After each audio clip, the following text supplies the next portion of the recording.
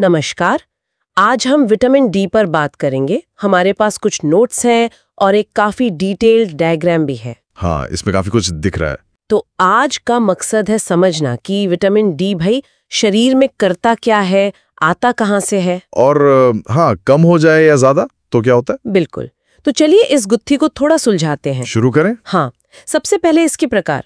मुझे पता चला कि ये दो तरह का है मेनली। एक है D3 कोलेकैल्सिफेरॉल।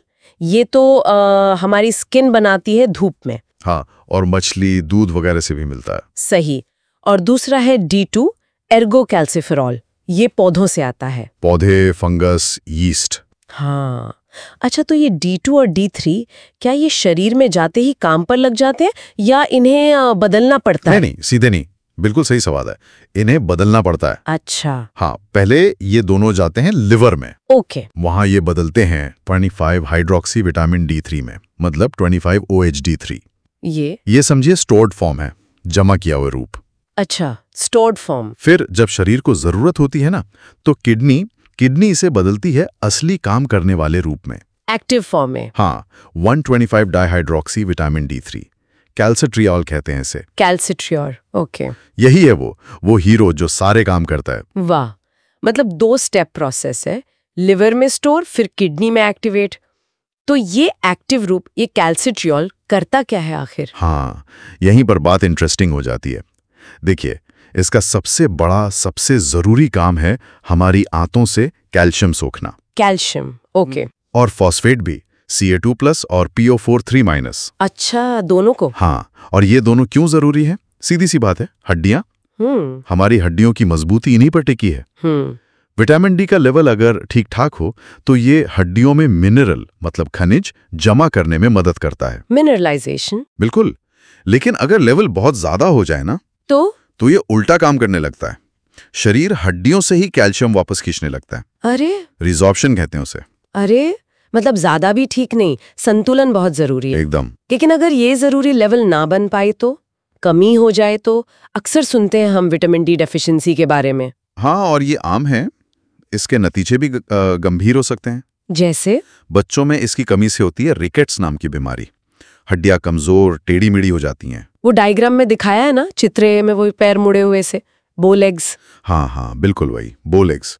और बड़ों में इसे ऑस्टियोमलेशिया कहते हैं। उसमें क्या होता है? हड्डियों में दर्द रहता है, मांसपेशियों में कमजोरी महसूस होती है। और ये कमी होती क्यों है? क्या वजह है?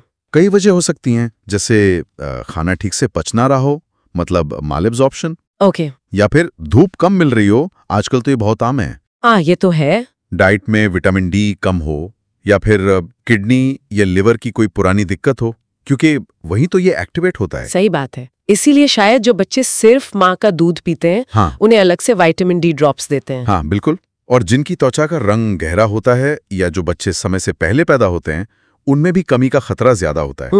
वैसे शरीर इसे कंट्रोल करने की कोशिश तो करता है। अच्छा, कैसे? एक हार्मोन है, पैराथायरॉयड हार्मोन या PTH। हाँ। वो और शरीर में कैल्शियम फॉस्फेट की जरूरत, ये मिलकर किडनी को सिग्नल देते हैं कि कितना एक्टिव विटामिन डी बनाना है। अच्छा, मतलब जरूरत के हिसाब से बनता है। हाँ, और जब एक्टिव विटामिन डी काफी हो जाता है तो वो खुद ही अपने बनने की प्रोसेस को धीमा कर देता है। एक तरह का फीडबैक लूप है। Self control. लेकिन क्या ये हमेशा ठीक काम करता है या गड़बड़ भी हो सकती है? मतलब जरूरत से ज्यादा बन जाए कभी? हाँ, हो सकता है।